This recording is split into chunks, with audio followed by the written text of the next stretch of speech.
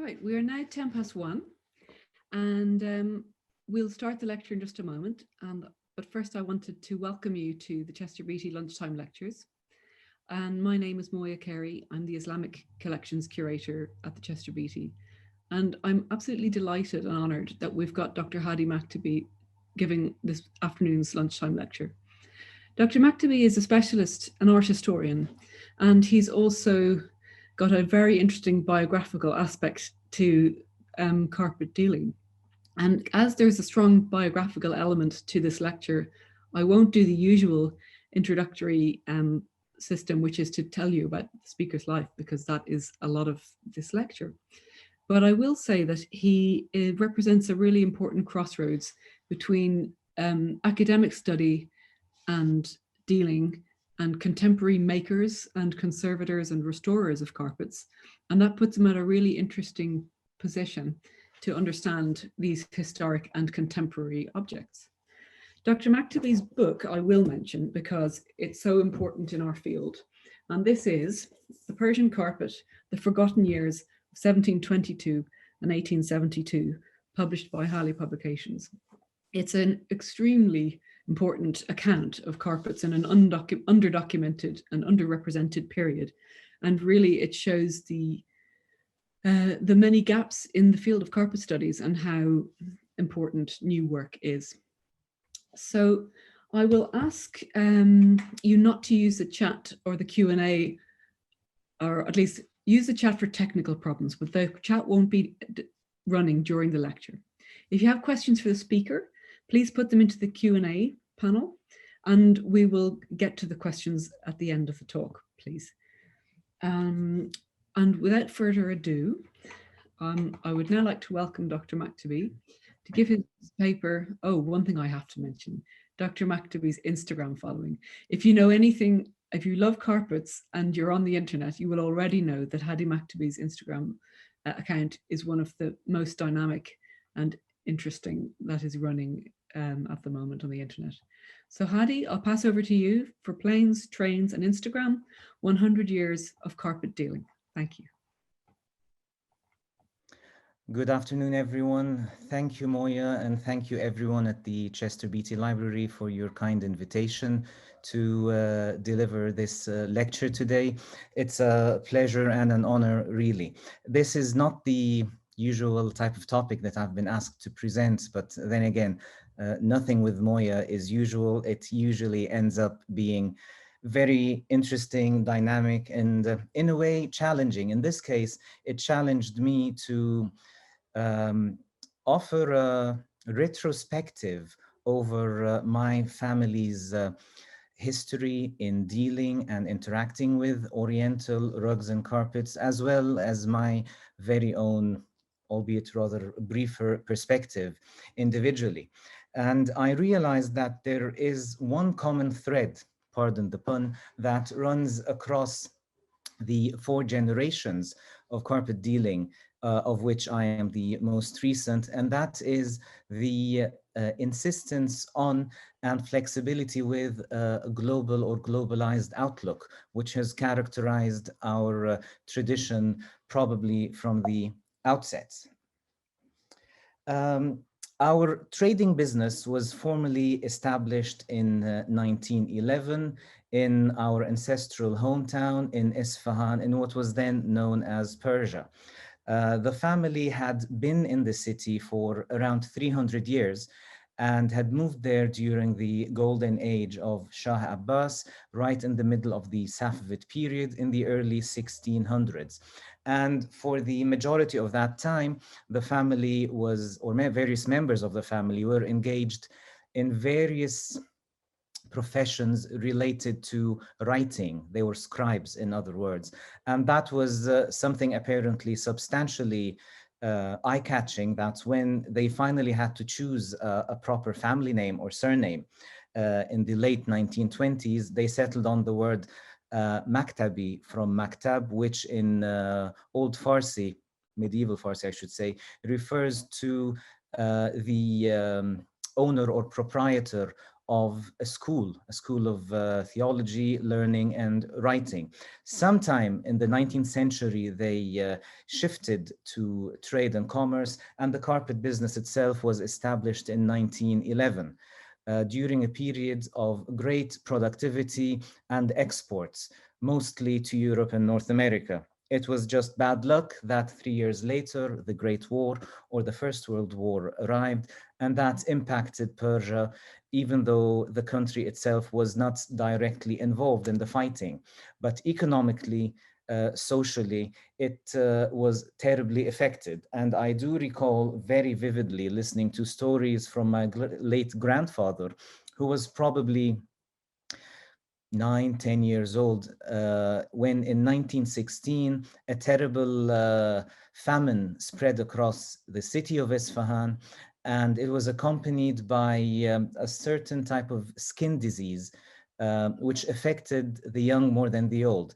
And he had to have his entire crop of hair scalped off, leaving him bald at the age of 9 or 10.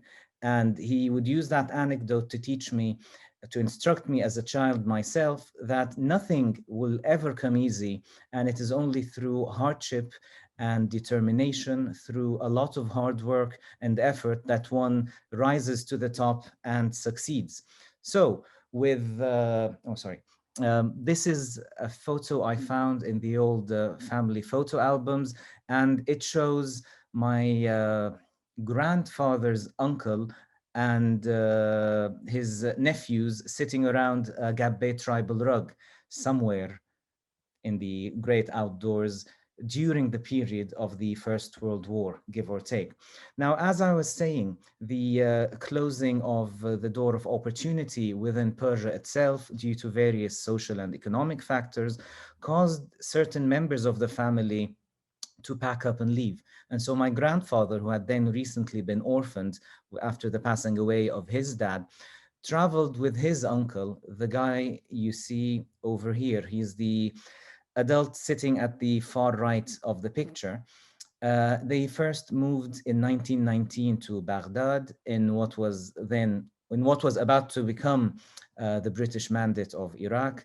And then they crossed over to Damascus, where in 1920, without actually having any idea of what their future will be like, my grandfather and his uncle went to pray in the Grand Umayyad Mosque in the old city of Damascus, and that is the oldest standing mosque in the Islamic world, initially built between 705 and 710 AD. As they were praying there, they finished up, they rolled their prayer rugs, which they brought from back home with them, put them on their shoulders, and were going out of the mosque when one French military officer stopped the duo and asked them how much they would sell their rugs for. Obviously, ever sensing an opportunity, both rugs were sold, and they asked the French officer, "So where do you come from? Are there others like you?" And he said, "Beirut." And that is, in short, anecdotally, how the family decided to move to Beirut and set up shop, keeping in mind that as of 1920, Beirut was the capital of the French Mandate of Lebanon and Syria. And the family, over the next 2 or 3 decades, would move from store to store until they were firmly established over there. And from the outset, their dealing was characterized along two major pathways, one to the local society and one to people from other parts of the world. Export trade, in another word. Now, this is a bit of a cluttered map, but it'll show you some of the trade routes they would follow. The family were the first to introduce Persian carpets, and that was the main focus of their business initially, into the Levant, the area that now stretched to include Lebanon, Syria, and Palestine.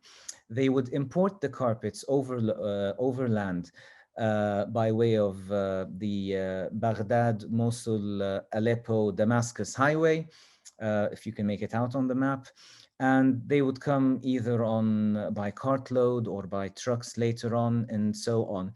And they would all reach Beirut, where they would be inspected, organized, and then they would either be put on offer or for show to the French military, civil, economic, financial, banking, etc., individuals or institutions based in Beirut, or they would be prepped for sale around the Levant.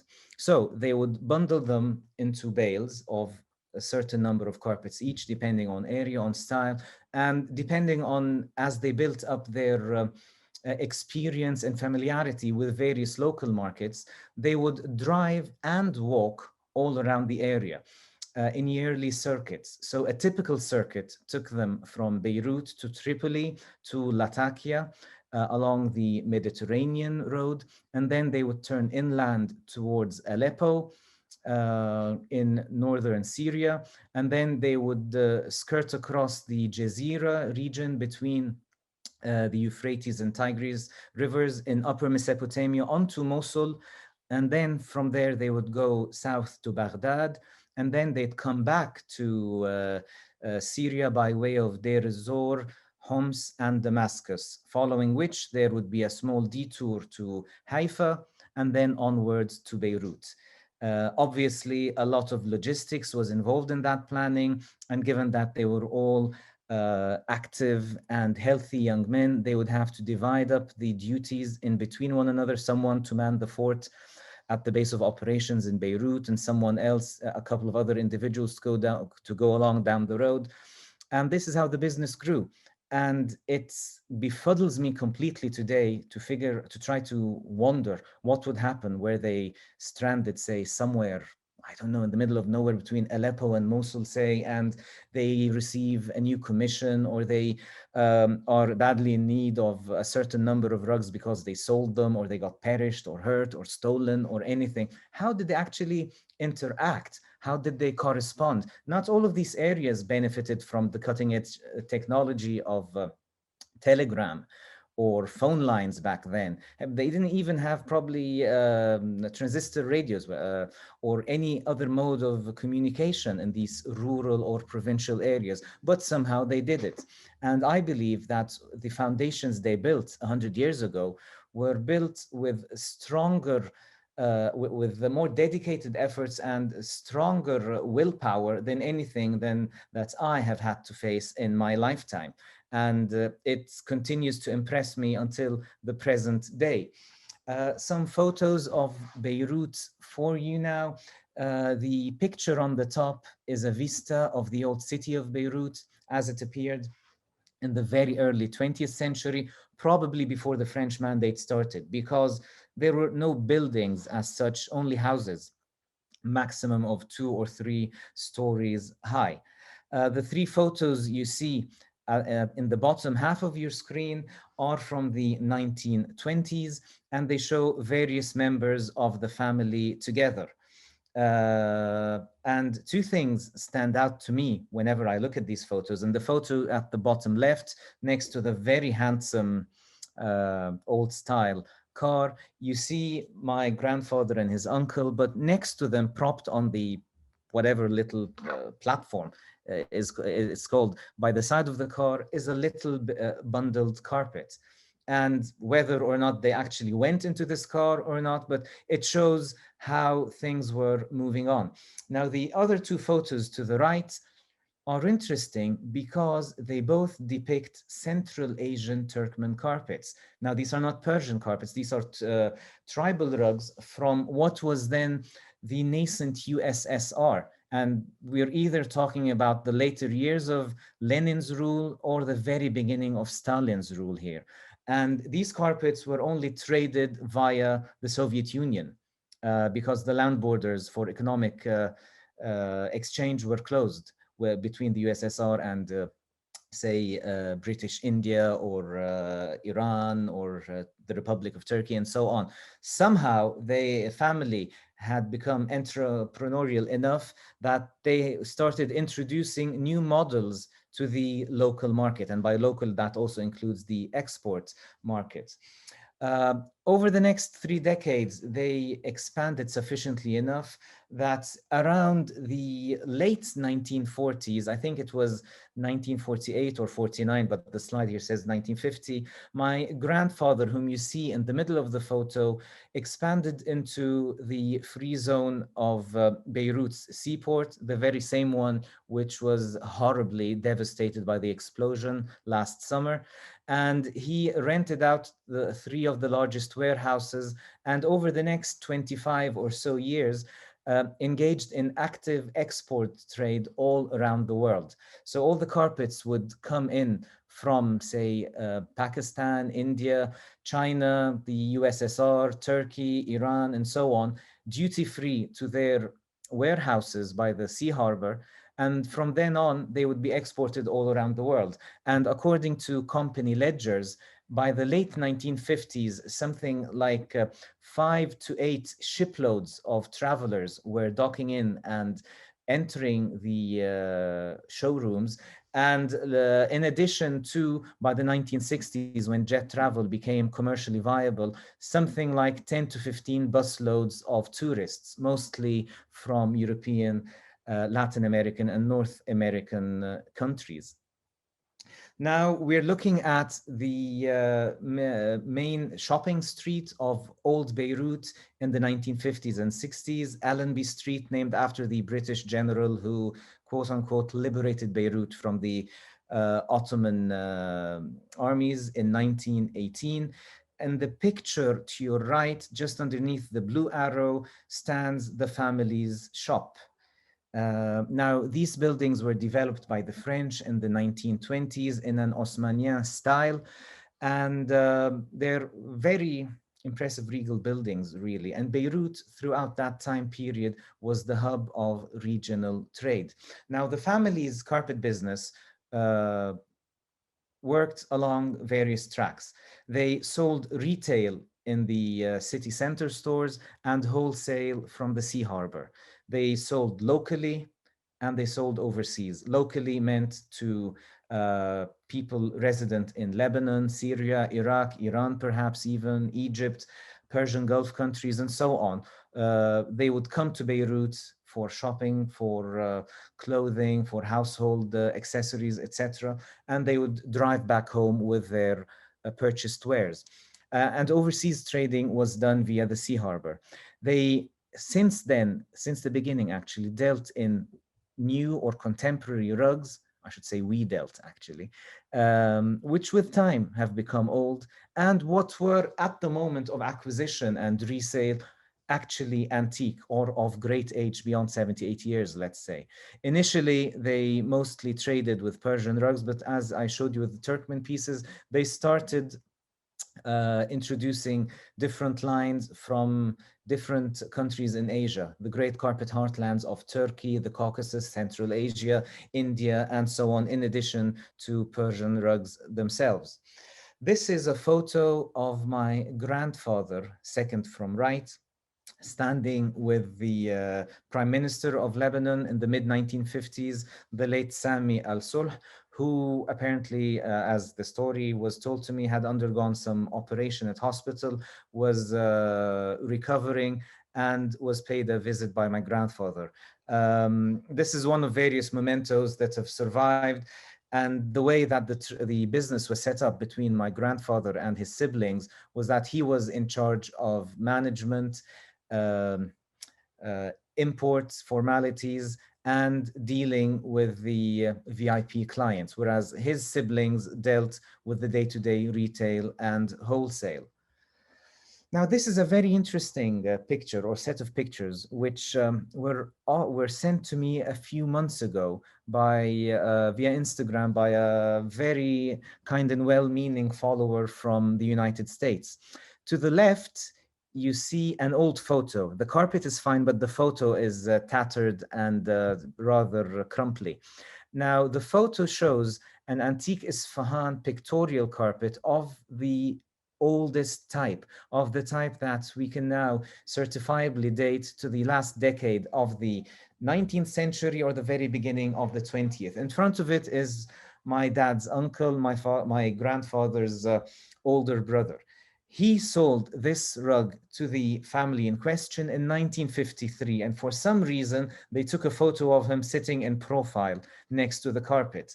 To the right is a picture of the self-same carpet taken in the present day, well, in 2020 to be exact. It's, if I'm not mistaken, in North Carolina or South Carolina. I'm not entirely sure now.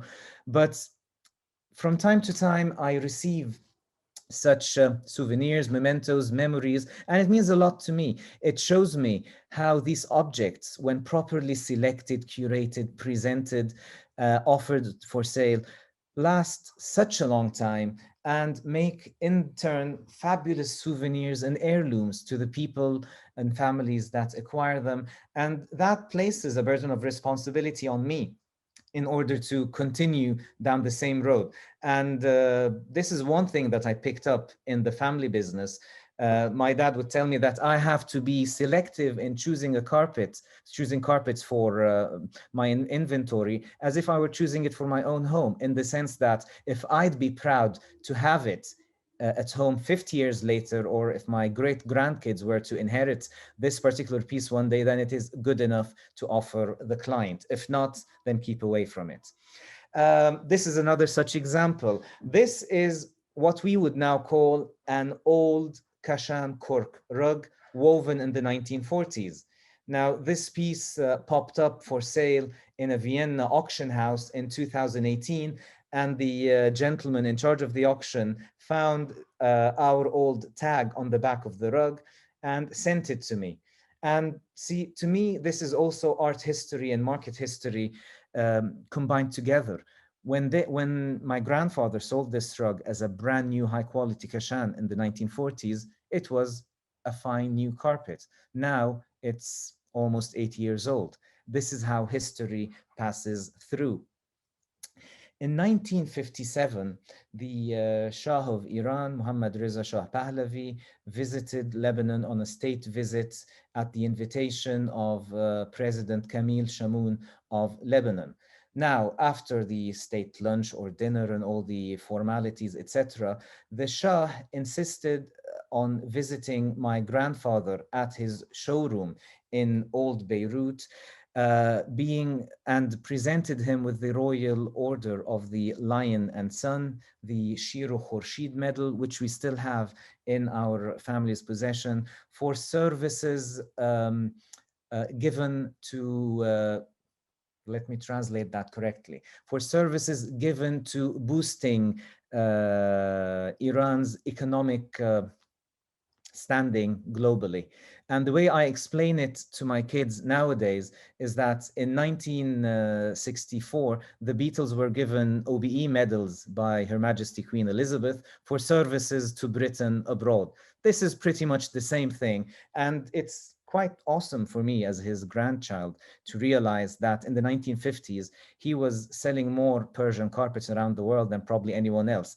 And it is only and entirely thanks to the efforts, dedication, integrity of such people that family businesses like ours managed to survive beyond 3 generations. This to the left is a photograph of the Maktabi brothers, as the firm was known then, at a formal reception in the Iranian embassy in Beirut, all standing next to a portrait of the Shah. I would like to draw your attention to the object which is placed beneath the portrait. And when I was much younger, I couldn't figure out what it was other than that it depicted a lion, and therefore probably was a Shiro Khorshid representation, royal lion and sun. Later on in life, I came across the kalamkar textile you see to the right, and I finally figured out what it was. And again, it is remarkable how the passage of time uncovers secrets and mysteries to us. We only have to be attentive enough and have our eye open and opportune. I think Moya will enjoy this. This is part of an advertising campaign that the family, that my grandfather and now his younger brother engaged in the 1960s, Rugs in Heaps. I really don't know whether such a strategy would work nowadays, but apparently it was cutting edge enough back then.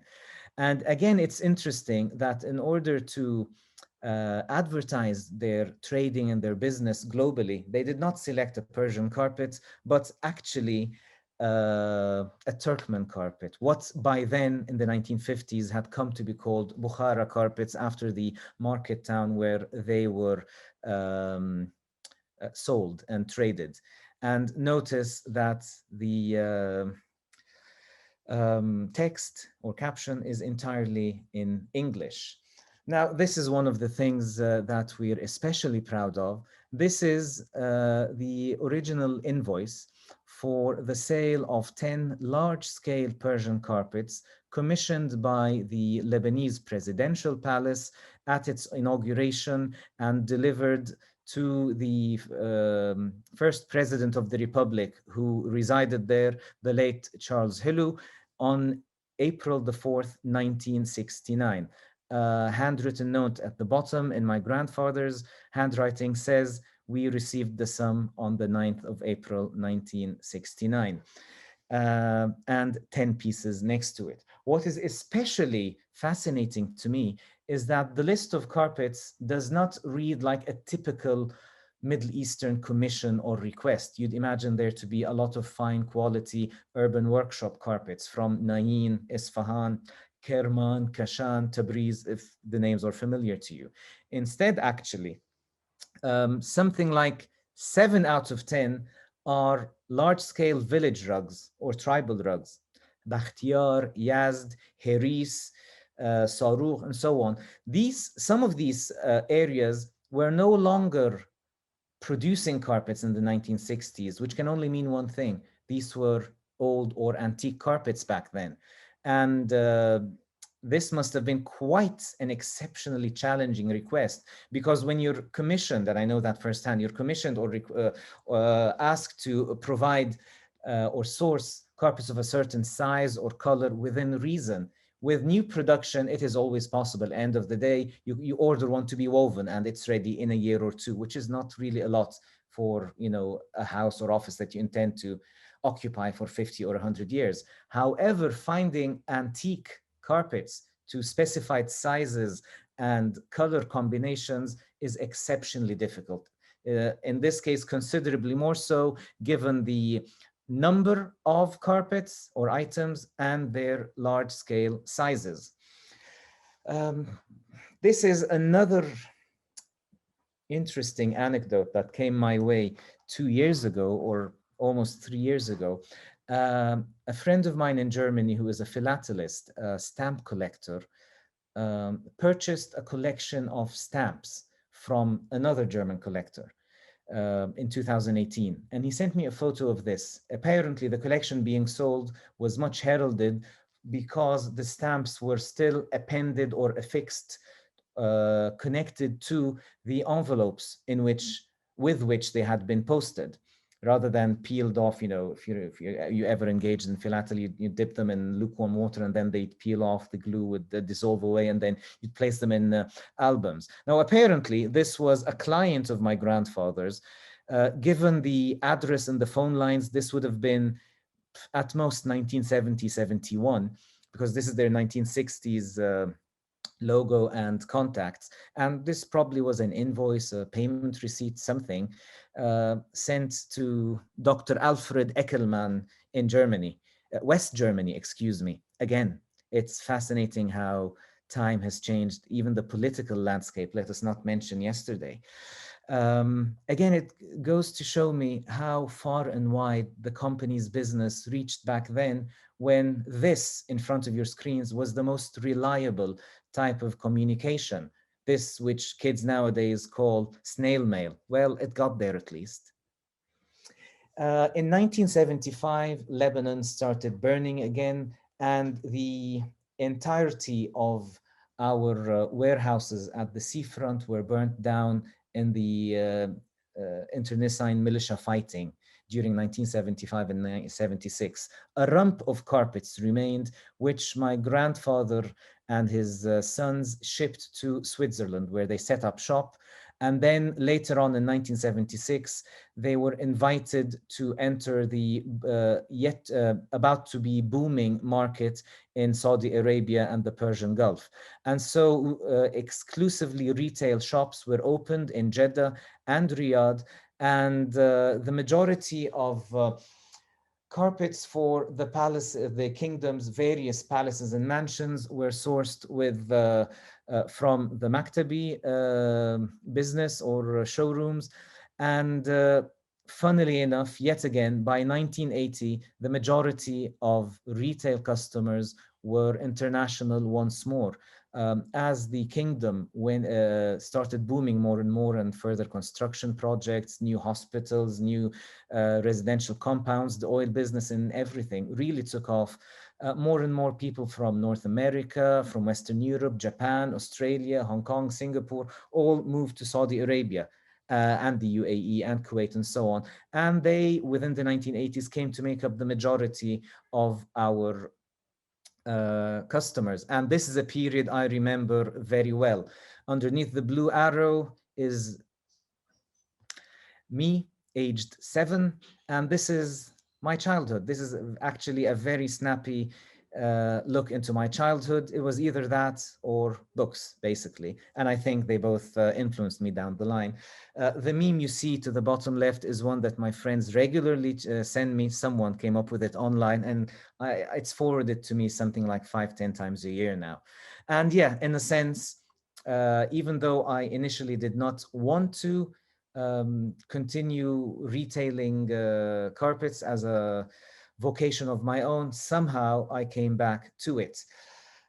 As I was conducting my studies at university, say around the age of 20 or so, my father, whom you see in both pictures on the screen in front of you, again picked up the thread of international business once more, and spent the late 1990s and early 2000s participating in international antique fairs in Germany, Monte Carlo, and especially the Halley Fair in London, which you see on the screen in front of you.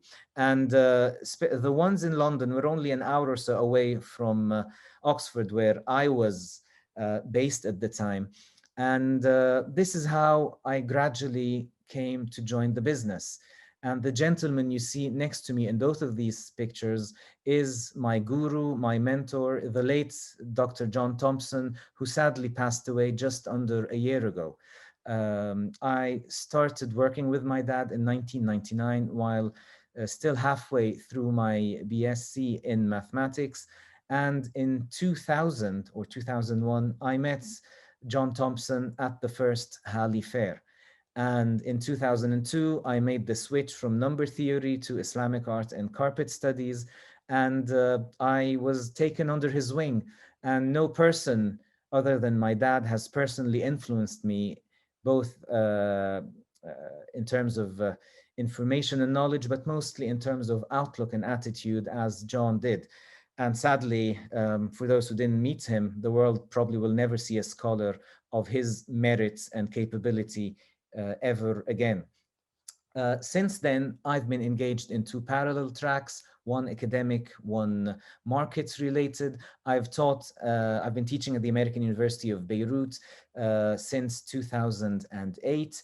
And over the last 2 years, it's only been in a very part-time capacity. I still regularly take part in academic conferences, collaborate with museums, help out auction houses and so on in an academic function. Whereas business-wise, I've, in short, set up my own antique carpet gallery and am on a never-ending hunt for the exotic and unusual. I'll speed up a bit now because I think time is ticking away quickly. Among other places, I have had the extreme good fortune of working with the V&A, and I should say more specifically with the wonderful Dr. Moya Carey, my host for today, with whom I spent beautiful days and afternoons in the V&A's collections in London, studying their important carpet holdings. And I'm very proud to say I was invited to deliver the annual Nowruz lecture in 2017, if I'm not mistaken, on the topic of the Imam Riza shrine collections in Mashhad, which you see in front of you here. And please take a look at Kaiser Bill, whom you see at the bottom. This is one of the most outlandish rugs I've ever seen. I started working with the Shrine Museum in Mashhad, and this is a collection that is almost 1,000 years old. Their holdings are over 900 years in the making. And this is what their storerooms looked like when I first arrived.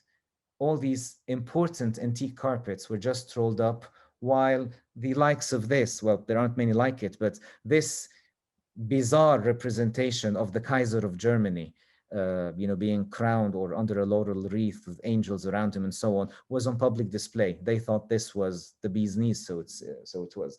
And 6 years later, after the new museum building had been completed, this is how their collection looked like. I've also worked with the Tehran Carpet Museum, helped them in organize their 40th anniversary landmark exhibition of 40 Safavid masterpieces. These are two snapshots of how the bazaars in Iran look like nowadays. Some are very ornate and medieval looking in a sense. And for those who know, the picture on the right was taken right at the tip of the alley in the Arak Bazaar leading to the original Ziegler premises in Old Sultanabad. Whereas to the left is Saray Farsh, the Palace of Carpets, the main chamber of wholesale carpet dealers in the Grand Bazaar in Tehran. In addition, many masterpieces are collected through private visits. This is a sensational carpet called Love Melody by Grandmaster Karim Sayrafian. And I have the honor of calling him my very good friend. Our families have been friends since the 1920s because our grandparents lived next door to one another in the same alley in old Isfahan's quarter of Dardasht. And this masterpiece I saw at his home, and something like 5 hours later, it ended up on my bed in the hotel. Now, this is a topic deserving another discussion altogether, but there is so much fun to be had and so much skill to be in possession of in order to find, locate, and acquire such unique works of art. In 2014, my art gallery for antique carpets was established in Beirut, again with a mind towards serving an international clientele. This is what the street window looked like for a number of years, and I'll get to why it doesn't anymore in a bit. Inspired by the family's traditional perspective, the gallery was conceived from the outset as a base of operations catering to carpet lovers and collectors worldwide, be they professional or beginner. It really didn't matter. Social media, and especially Instagram, was harnessed to reach a new and much younger audience than usual with an unconventional approach. The carpet you see in front of you, I had the honor of having for a number of months. This is one of a group of the three oldest Herries type carpets in the world. One is dated 1794 and the other is dated around 1810. So this would be somewhere in between. It is signed but not dated, entirely woven of silk with something like 4.5 kilos of silver thread. It's a really heavy piece. We had the honor of acquiring it and selling it on behalf of a London-based collector, and it's last sold at Sotheby's for 6 digits, I think in 2017 or 18, if I'm not mistaken. Now, the power of social media and filters. This is the same picture, but filtered online, using a filter. And this is one of the posts that attracted more attention. There really is no set rule about it. I just, whoever asks me, I just say, be yourself and try to be different. We had a number of lovely visitors across the last few years. Don't have the time to show you many of them, but this is a lovely gentleman I got to meet, I got to sell carpets to, and I got to call a friend. This is the fabulous actor or artist Homayun Ershadi, who appeared in a number of the late Abbas Kiarostami's films. If you've seen A Taste of Cherry, Tame Gelas, you will know who this wonderful gentleman is. And he was in Beirut for the annual Beirut Film Festival 3 or 4 years ago, and there was a tribute to the late Abbas Kiarostami, and he popped in 3 days in a row, and the gentleman is remarkable, really. We've hosted many exhibitions, and they were all also taking place online at the same time. And we always tried to ensure that our visitors, our audience, would get an experience that was different from what they may have otherwise elsewhere, in order to somehow retain a touch, a connection.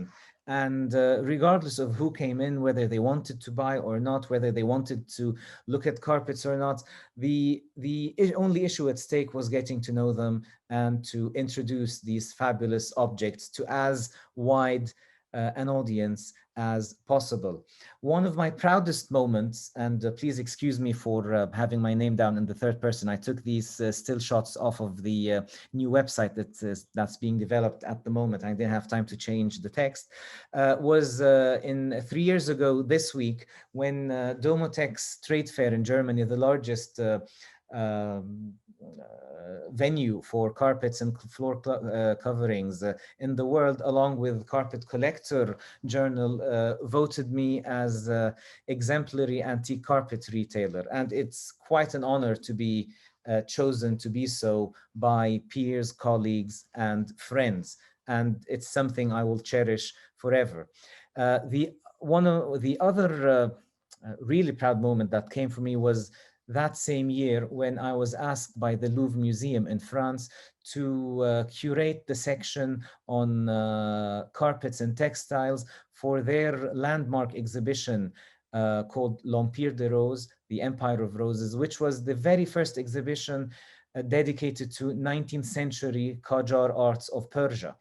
And the Louvre borrowed 4 pieces from my private collection, all bearing inscriptions and dates to various kings and princes of the Qajar dynasty, because the main theme was of princely and royal works of art.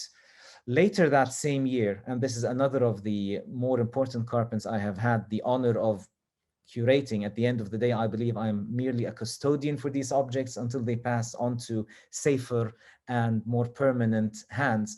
The Musée Quai Branly in Paris commissioned me to acquire for them the legendary Chicago World Exposition carpet. This was commissioned by Nasruddin Shah after Iran's participation in the Columbine exhibition of 1893, which took place 1 year late, which commemorated the quadricennial, the 400th year of Christopher Columbus discovering the Americas, the New World. Iran took place there, and the Shah commissioned a carpet to be woven depicting the Chicago Fairground, which you see in the bottom half, and then a so-called Tree of Nations, from whose fruits were all the various kings and queens and presidents of Asia, Europe, and the Americas. It's a take on the Tree of Life, if you will. It's a Tree of Nations, and it was meant to symbolize and commemorate Iranian-American brotherhood and to celebrate their treaty of friendship and cordiality, which sounds like a different world, actually. Now, the French Museum commissioned me to buy it for that particular reason, given that political ties between the two countries were strained at the time. Now, Nasruddin Shah commissioned the carpet and was assassinated in 1896 before it was completed. 5 years after the commission, the carpet was completed, but the Shah was no longer there. His successor was not so interested in it. So it went into the Golestan Palace storerooms and eventually was gifted to an Indian ambassador, from where it went into the collection of the Nizam of Hyderabad, the wealthiest individual in the world, in the early to mid 20th century. He passed away, and this is the story, and this is what I get paid to do, dig up this research.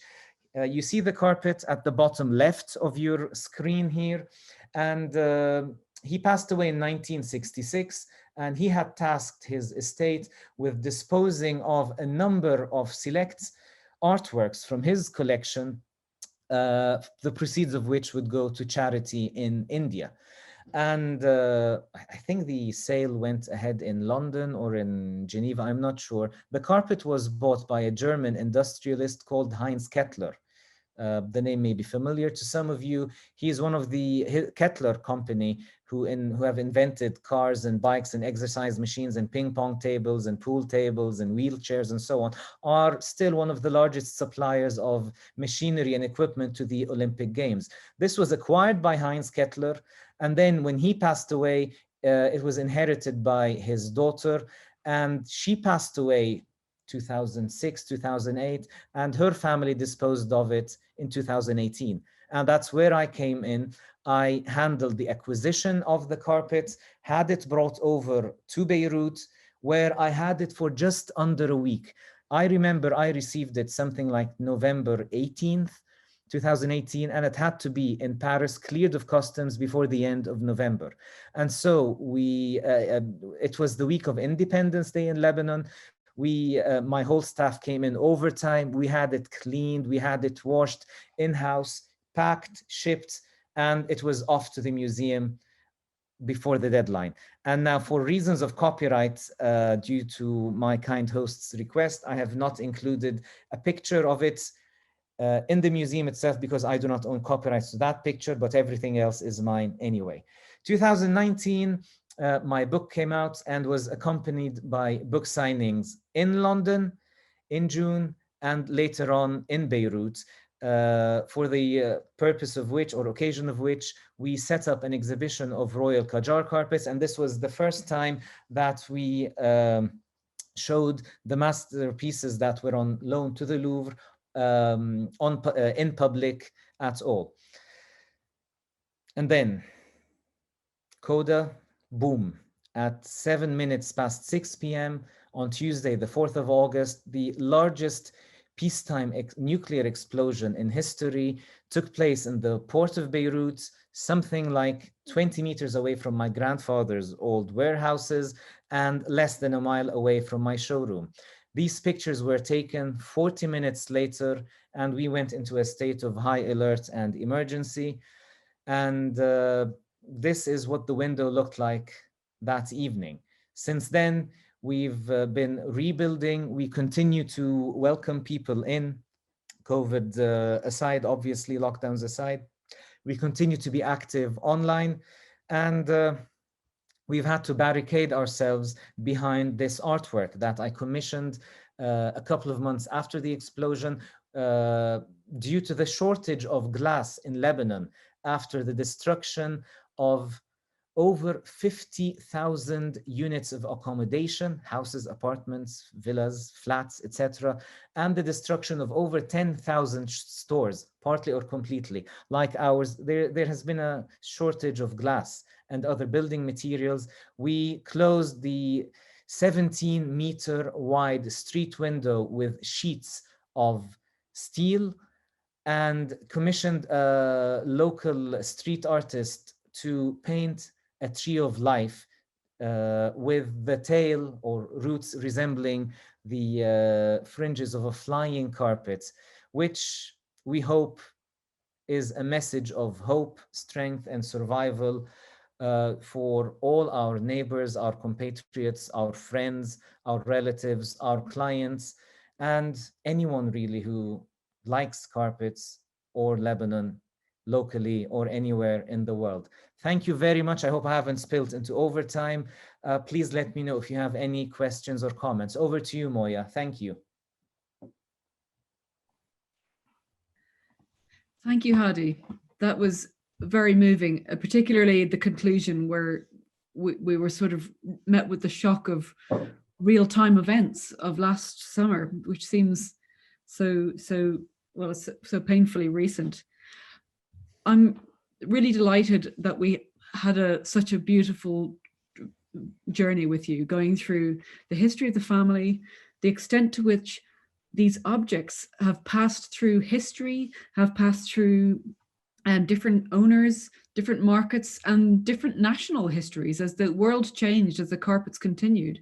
Everybody who works with historic objects, whether they work in a museum or in an auction house or in a shop or in a dealership, knows that the extraordinary thing about historical objects is that they have traveled through time, and they've come to us, and they have this extraordinary reality about their physical, the tactile objects. And I always, you think to yourself, if carpets could talk, what they would tell us about their long histories and all the places they've been and seen. Now, I have questions from the audience, which I'll be very happy to read out. Hadi, are you happy to? I'm here. Go ahead, please. Great stuff. Let me just go into our Q&A. Now, we have a question from Anthony Wynn, who asked this question earlier on in the lecture. He asked, how did the firm organize the buying at this time? And at this point, I don't know if he means who did you buy it from, or did you have direct contact with weavers, for example, in the mid-20th century? Sorry, is he referring to the mid-20th century or nowadays? He doesn't say, that's what I'm saying, but let's ask about the mid-20th century. Did the family go to weaving centers, or were they buying from sort of market centers like Isfahan? Oh, Anthony adds in the early days, but he ladies and gentlemen, it is worthwhile to note that Mr. Wynn is one of the foremost carpet historians of the well, he's one of the foremost carpet historians today, who is probably the expert on Persian carpet trading history during the 20th century. He has a fantastic book called Three Camels to Smyrna, and if I'm not mistaken, and it's an excellent read for anyone. Well, I didn't mention this, but none of my uncles or cousins or relatives was ever interested. So all the old dossiers, dust-filled carton boxes of the family from the 1940s onwards are in my possession. So I've had on and off over the last 10 years or so, ample time to dig into old ledger books, accounting logs, correspondences, old copies of telegrams, handwritten letters and receipts and so on. So the way that my grandfather dealt from the at least 1940s onto the early 1970s, when jet travel became, again, commercially viable and you could hop away for 3 days and come back, he had agents stationed in the various prominent bazaars in Iran. So there was one in Tehran, one in Qom, responsible also for Kashan, one in Isfahan, one in Shiraz, one in Tabriz, and one in Mashhad. As today, the agent in Isfahan would be responsible for Kerman. The agent for Mashhad would be responsible for all of Khorasan, tribal rugs, Turkmen rugs, Afghan rugs, anything local or that would come across the border. The Shirazi agent, Mr. Aghamiri, would be responsible for all nomadic Qashqai production, gabais, etc., saddle bags, and so on, as well as cottage industry, informal workshop production, and so on. And so they would, my grandfather would send off a request by telegram, say, or by handwritten letter by the post. And, you know, we need such and such, so many carpets of this size, of this coloration, this general description. And oftentimes he would commission them by the bale. So a bale is a number of rugs. So we need directly from the weavers? From the agents. The agents to the weavers. Agents, yes. When he would go in person, he would go for, and he would, and this is something that I've been doing for the last 12 years or so. When you go directly to the weavers or to the producers, you get a fresher selection. In a sense, you can talk to them and say, you know, maybe next year you could produce something similar with less threads or a larger medallion, or, you know, they really like bottes now, etc., etc. But that with the weavers, it generally would be with the finer quality or brand name producers, in a sense. I hope that answers it. Yeah, no, thank you. I have a question here from Lindsay, and she says she has a question about your family's diaspora experience. Did the family's first language stay Persian? And if not, would it have been French or Arabic? And is your archival business documentation all in Arabic? I think the answer is yes, all of the above. So my grandfather left Iran when he was maybe 12 or so. And so he spent the rest of his days. I mean, he passed away in 2005, so he stayed 85 years resident in Arab countries. Yeah. Iraq, Syria, Lebanon, Egypt, Saudi Arabia, Kuwait, and so on. But he always, I mean, he never could speak anything beyond broken Arabic. He could write it beautifully, but could not pronounce it really well. His syntax and grammar were really, that of a foreigner trying to speak Arabic. Persian was still the family language. Oh yes. Persian continued being spoken at home and continues to the present day, in a sense. I'm probably the last or the youngest who still speaks it as as one of the various mother tongues, because both my parents speak it. Okay, so it's really in the trade we speak Persian, at home we speak Arabic, and generally around everywhere else it's English and French interchangeably. Excellent. I have a question here from Laura, who is curious to know how wide is the field of carpet studies, and where are the current centers of study, and where are the developments in that field? Well, I think they're all on this Zoom platform at the moment. Don't you think so? I'm afraid, yeah, with a few more. Yeah, it's a particular. Well, we lost John Thompson last year, and it really was bad for the history of carpet studies as a field, because he was he's going to remain such an influential writer. But there is an active community of writers and publishers. I think Halley magazine is the most obvious one to point to in terms of keeping this flame alive. Yeah. And Walter Denny, of course, in the northeast of the US is very important. And it's something that May Beatty we haven't mentioned, and she was a scholar like John and like Hadi with a science background based in Oxford, and there's a May Beatty Fellowship currently in Oxford University, which was placed there by May Beatty by bequest, which aims to give support to carpet studies and to the development of younger scholars. But it's certainly a field, I would say, in peril. I mean, not to be too dramatic about it.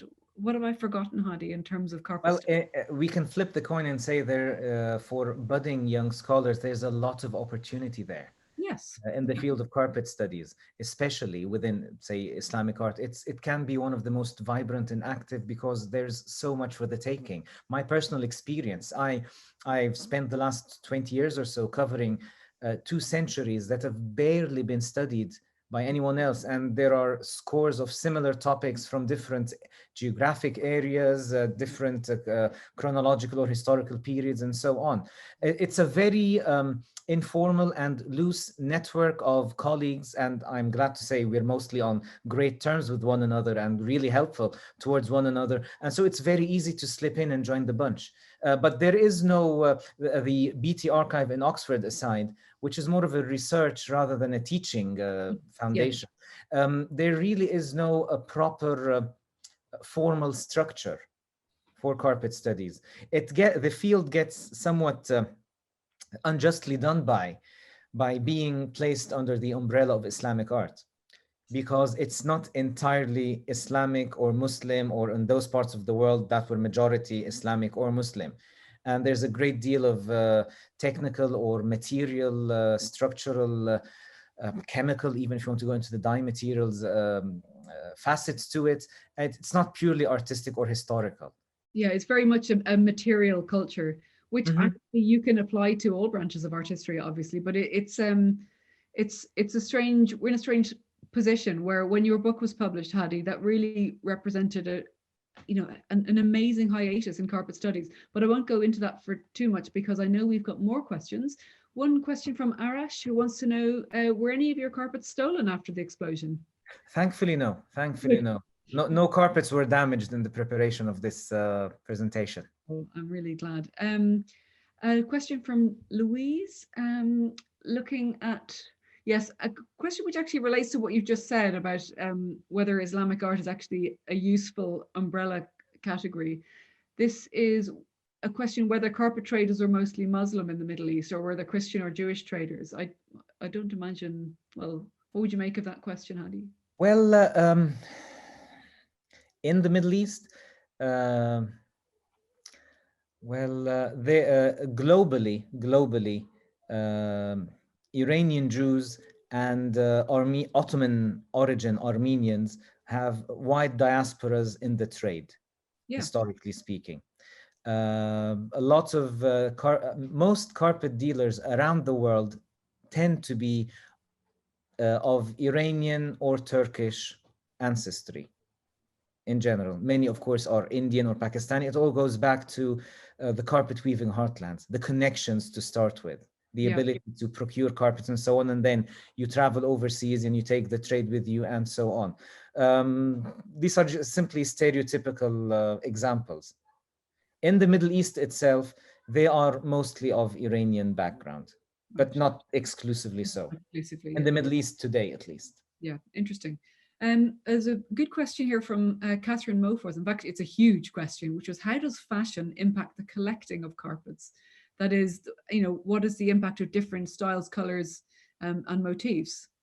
A big question deserving of a big answer. It does. Yes, it does. And especially with the benefits of hindsight and the ability to look back across time, we do notice that there are vogues, fashions for acquiring carpets, be they more directly for furnishing functional purposes or for collecting. So different time periods. I mean, we're talking about decades, say, more or less. Different types of objects or themes come into play. I can go further in great detail, but it's a huge topic. I would actually refer you, Catherine, to Hadi's book for a really good slice of how this can, of the variety and the diversity and the production history of different designs. I know you asked about the collecting history, but this is such a good question. Maybe we need to run another lecture on that in the future. I'm going to ask one more question because we're kind of running out of time, although there are loads. So I apologize if I didn't get to read out your question. This one is from Ksenia Marco, which is definitely a conservator question, where she says, I understand why carpets were folded and bundled for transport in the past, being transported by cart, mule or horse, and later by car and truck, of course. I'm always concerned about the folding of carpets for storage and how they are rolled with a pile side inside the roll, as this puts strain on the foundation weave. What do you think about the way conservators roll carpets with the pile side on the outside of the roll, which is, of course, what we do in the V&A? What would be your take on that? It's the best way. Yeah. Ideally, I mean, folding is perhaps definitely will produce more pressure on the tensile strength of the foundation and especially the wefts of a carpet, obviously a textile perhaps as well. So rolling is always better. Rolling with the pile side out relaxes the warps more so as well. It doesn't crush the pile. Yeah. Now, the carpets with lower knot counts, more rustic or tribal weaves, really don't suffer much if they're folded. But when folded and stacked up one above the other, there may be crease marks. Yeah. But again, open it up, it'll be okay. There's that wonderful conservative phrase, which is textile memory, which is that carpets and old textiles remember what you've done to them if you do it for too long. Oh, yeah. Usually Hart wants to know, what's your most favorite carpet ever? Apart from Kaiser Bill? Well, surely it's Kaiser Bill, unless you have another one. Well, actually, I didn't have a chance to incorporate it. My favorite carpet ever is one of the best acquisitions I've ever made. It's the Safavid inscribed garden carpet of yellowish tonality, which I think was in the is on the website. It was your author picture, yes. Yes, and I mean, it's one of only 4 known Safavid garden carpets, which is probably the theme closest to my own heart for personal reasons. And when I was at Oxford, I came across an obscure publication which had a little photo of it, And it said, you know, such and such collection, Beirut. I came back to Beirut and I hunted and hunted and hunted. Yeah. And it belonged to a gentleman who acquired it in London in the 1940s. He was Well, that's amazing. he was living in London. The family lived in London for 20, 30 years. And the house where it was, I can see from the window behind me right now. Oh my God. Yes, it's just across the street. That's and something like 18, 19 years after first coming to hear about it, they contacted me saying they wanted to sell it. Jeez, that's astonishing. Yeah, I mean, that's just great. Yeah, I wish we could borrow that for the Isfahan exhibition that we're, if you could just fly it over, that would be really handy. Well, I roll myself in it like Cleopatra and come out. Perfect. Okay, thank you everybody for joining us, and I hope you enjoyed this lecture as much as I did. And again, I apologize if we didn't have time to read all the questions, but I hope we get to do more events like this in the future. The museum has an annual lecture coming up next week. Please do go to our website and register for what promises to be a really, really good paper as well. We'd be delighted to welcome you back. Hadi, thank you again. Thank you very much, very much. I mean, and if anyone has any questions, please feel free to contact me at any time. And thank you for the wonderful opportunity. No, there are no copyrights to any of the pictures beyond mine. So if you'd like to post it online anywhere, go ahead and just let me know. Thank you. Well, have a wonderful afternoon, everybody. Goodbye.